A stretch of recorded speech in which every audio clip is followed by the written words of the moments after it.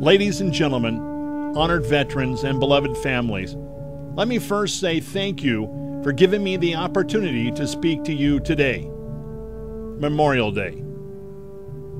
There are people who associate this day with the start of summer, a long weekend to have cookouts, maybe throw the ball around a little, or load up the family car and take a long weekend trip. If you've ever served in the military, then Memorial Day takes on a different meaning. If you've ever served in a combat zone, Memorial Day is a day to remember those brave soldiers who died in service of this country. I have never served in the military, and I have never witnessed the ugliness of combat. I have always listened intently to those that have, and through the years I have a deep appreciation for those brave men and women that put everything on the line every day to ensure our freedom.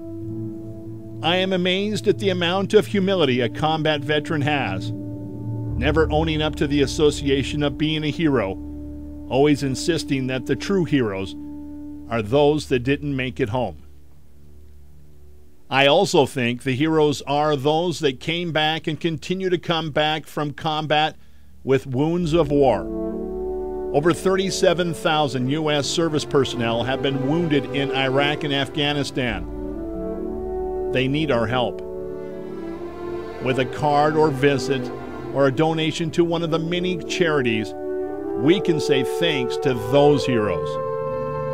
I know what you're thinking. How can I, in small-town Mobridge, South Dakota, be of any help? I think it has been and continues to be that small-town America is the place the rest of the nation looks to for leadership. Small-town America sets the tone for this nation, and small-town values are still the hope of every American. Living in a small town is both a curse and a blessing. It is a curse in a time of war because you know the young men and women that go off to fight. It is a blessing because you don't really have to go too far to admire our heroes. Small-town values are much different than those in a big city. We value a day's work differently. We value neighbors differently. We appreciate the small things more, in my opinion. Neighbors are more than a census number, and although we welcome anyone to our small towns, it doesn't take long before we count you as a friend and neighbor. Today is Memorial Day, and thank God we still come out to honor this day in our small town. We can reflect on the sacrifices made by our friends, our families, and this nation. A nation made up of small towns and big cities, of beachfront property and the back 40, of the Midwest and the Deep South.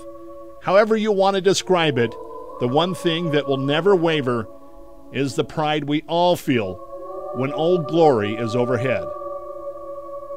We are many different cultures, all unified in the resolve of liberty and freedom. Throughout the history of this great nation, we have defended our values every time we were tested. We have stormed the beaches, parachuted behind enemy lines, fought in the jungles, deserts, oceans, and skies for the principle known as democracy. When so many people in this world are oppressed by dictators or corrupt governments, we have been and continue to be the hand of freedom the rest of the world hangs on to. When we send our young men and women to fight, they don't go alone. We go with them as a nation. Americans have made past sacrifices in material ways, with sugar, rubber, steel, and many other types of rationing, things that we don't have to worry about now.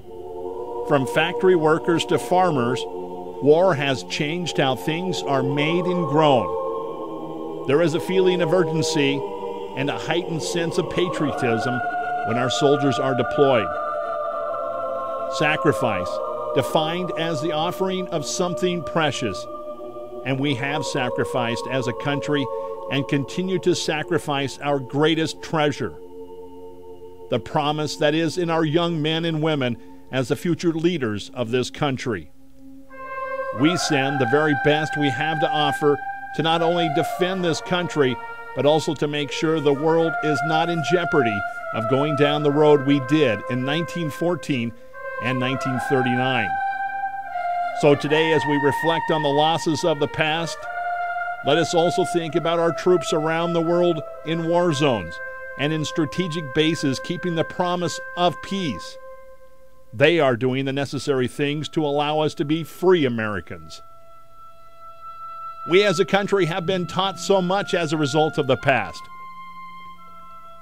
My hope is that one day in the future, we will find new ways to solve the world's problems without the loss of life. In closing, let me reflect on a great American from the past. For with him, this nation was divided in turmoil and conflict. Families were torn apart by a war that was one of the most horrific events in the history of this country. This man had a vision for this country that still rings true today. Abraham Lincoln stood on the battlefield in Pennsylvania and spoke about the dedication of our founders and their wish for our government to be of the people, by the people, for the people, and shall not perish from the earth.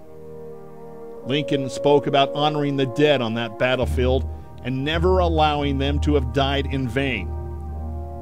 Today, as you pass through your day, stop for a moment and give a prayer to those that have served, those that are serving now, and the future service personnel.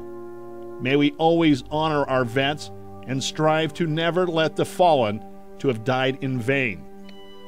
May we also remember the true meaning of Memorial Day.